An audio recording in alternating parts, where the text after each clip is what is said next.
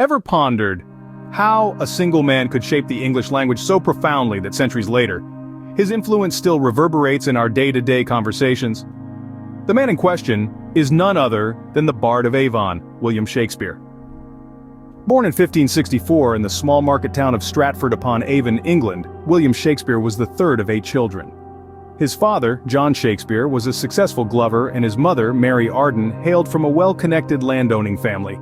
His early education at the King's New School, a free chartered grammar school, would have immersed him in a rigorous curriculum, steeped in classical Latin literature and rhetoric. It was here, one could speculate, that the seeds of Shakespeare's linguistic brilliance were sown.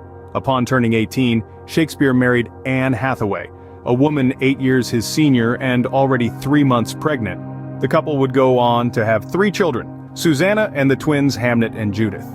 After an obscure period often referred to by scholars as the Lost Years, Shakespeare emerged in London in the late 1580s as an up-and-coming playwright. His early plays, mainly comedies and histories, were well received, but it was the late 1590s that marked the beginning of his golden era. During this period, he wrote some of his most famous tragedies, including Romeo and Juliet, Macbeth, and Hamlet.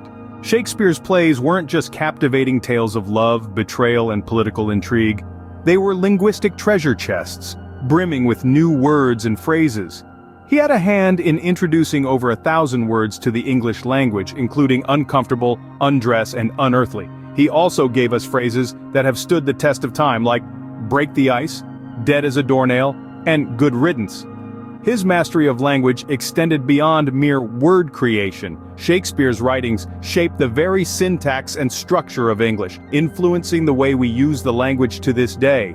His verse, rich in metaphor and symbolic language, challenged the rigid, formulaic writing of the time, pushing the boundaries of what was considered acceptable in literature. But Shakespeare's influence reaches beyond language. His works, deeply embedded in the cultural fabric of the English-speaking world, have shaped our understanding of human nature.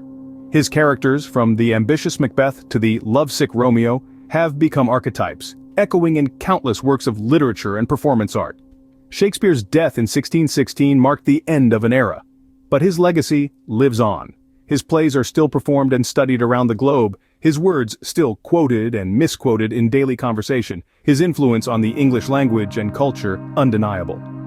So, the next time you use the phrase green-eyed monster or call a tedious task a wild goose chase, remember you have the Bard of Avon to thank for it. Through his words, William Shakespeare continues to live on, shaping the way we communicate and the way we understand our world.